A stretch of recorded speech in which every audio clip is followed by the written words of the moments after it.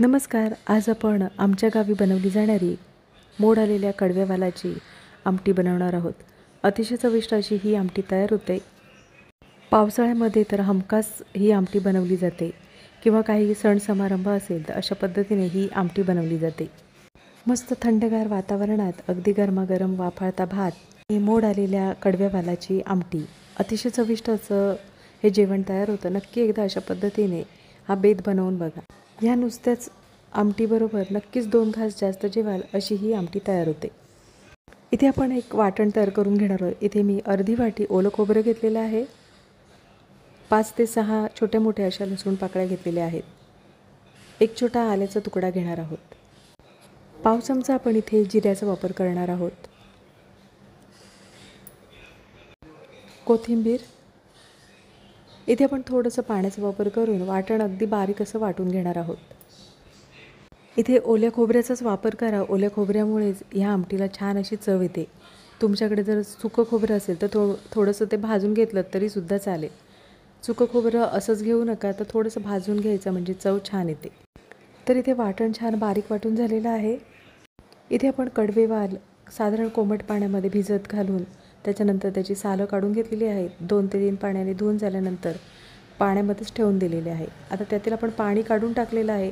पाणी सर्व काढून टाकायचं आहे आणि इथे आपण आता मसाल्यांचा वापर करणार आहोत. पाव चमचा आपण इथे हळदीचा वापर करणार आहोत.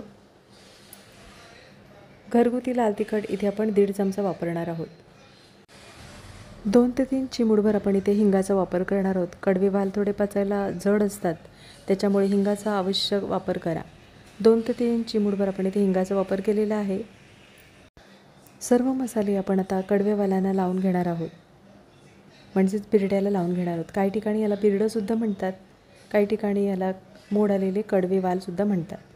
तर इथे आपण आता बिरड्याला सर्व मसाले व्यवस्थित असे लावून घेणार आहोत. नक्कीच एकदा अशा पद्धतीने ही आमटी बनवून बघा. नक्कीच 2 घास जास्त जेवाल अशी ही आमटी तयार होते. तर इथे आता मसाला पण आपल्या थोडा हाताला लागलेला आहे, तर आपण अगदी थोडंसं पाण्याचा वापर करायचा आहे. तर इथे आपण फक्त मसाला थोडासा हाताला लागलेला तेवढंच आपण पाण्याचा वापर केलेला आहे. तर इथे आपण आता वाल बाजूला ठेवणार आहोत आणि एका पातेल्यामध्ये आपण फोडणी करून घेणार आहोत. पातेल्यामध्ये फोडणीपुरतं तेल गरम करून झाल्यानंतर पाव चमचा आपण इथे जिरे छान तडतडून घेतलेलं आहे. त्यानंतर आपण इथे बारीक चिरून घेतलेला आहे एक मोठा कांदा. कांदा छान लालसर होईपर्यंत आपण परतवून घेणार आहोत. कांदा सतत परतवत राहायचा आहे, म्हणजे सर्व बाजूने छान तळला जातो. तर इथे पाहू शकता कांदा छान आपला लालसर परतवून झालेला आहे. कांदा परतवून झाल्यानंतर बारीक चिरून घेतलेला एक टोमॅटो. कांदा आणि टोमॅटो एकजीव होईपर्यंत आपल्याला परतवून घ्यायचा आहे. कांदा आणि टोमॅटो एकजीव होईपर्यंत परतवून घेतला म्हणजे त्याचा जो कच्चेपणा असतो तो नाहीसा होतो. तर इथे आता कांदा आणि टोमॅटो परतवून झालेला आहे. अर्धा चमचा आपण इथे घरगुती लाल तिखटाचा वापर करणार आहोत. फोडणीमध्ये लाल तिखटाचा वापर केल्यामुळे आमटीला रंग छान येतो.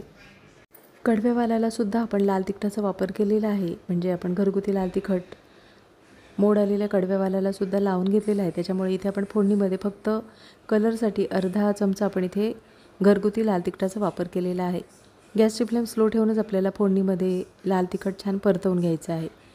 तर इथे आता लाल तिखट परतवून झालेलं आहे. लाल तिखट परतवून झाल्यानंतर इथे आपण जे ओल्या खोबऱ्याचं वाटण तयार करून घेतलेलं आहे ते आपण आता परतवून घेणार आहोत. 1 मिनिटभर आपण ओल्या खोबऱ्याचं वाटण परतवून घेणार आहोत, म्हणजे जो आलं आणि लसूणचा कच्चेपणा असतो तो नाहीसा होतो.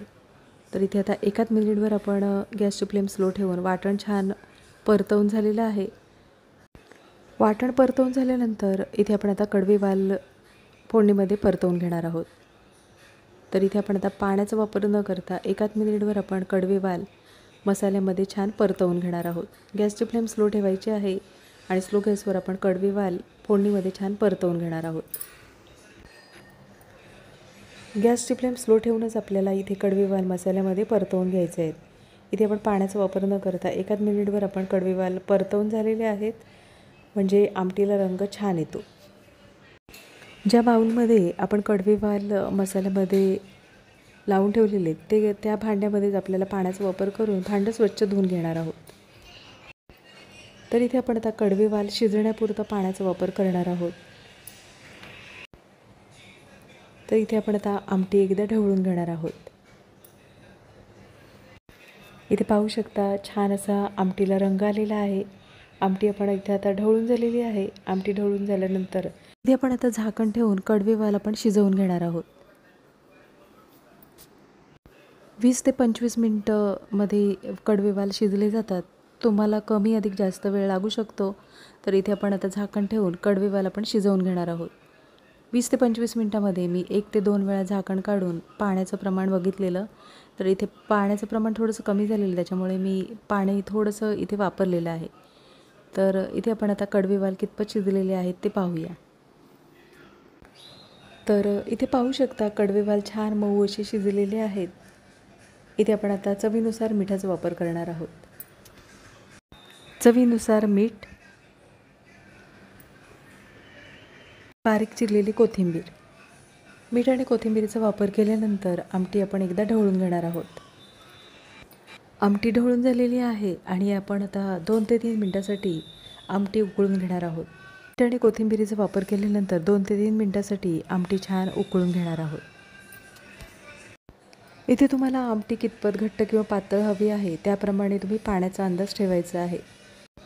कडवे वालाची आमटी साधारण पातळ असते, त्याच्यामुळे इथे मी साधारण पातळ आमटी बनवलेली आहे। तुम्हाला कितपत घट्ट किंवा पातळ हवी आहे त्याप्रमाणे पाण्याचा अंदाज ठेवायचा आहे। तर इथे आता 2 ते 3 मिनिटं आमटी छान उकळलेली आहे। गॅस बंद करायचा आहे। गॅस बंद करताना वरून बारीक चिरलेल्या कोथिंबीरीचा वापर करायचा आहे। नक्कीच या पावसाळ्यामध्ये एकदा अशा पद्धतीने ही मोड आलेल्या कडव्या वालाची आमटी बनवून बघा। थंडगार वातावरणात मस्त गरमागरम वाफाळता भात आणि ही मोड आलेल्या कडव्या वालाची झणझणीत अशी आमटी आणि सोबत आवडत असल्यास बारीक चिरलेला कांदा आणि लोणचं पापड असेल तर नक्कीच 2 घास जास्त जेवाल अशी ही आमटी तयार होते। नक्कीच एकदा अशा पद्धतीने ही कडव्या वालाची आमटी बनवून बघा आणि कमेंटमध्ये मला नक्कीच सांगा। आजची रेसिपी आवडली असेल आणि चॅनलवर नवीन असला तर चॅनलला सबस्क्राईब करा आणि व्हिडिओ आवडला असेल तर लाईक शेअर करा। पुन्हा भेटू अशाच चमचमीत नवीन रेसिपीमध्ये।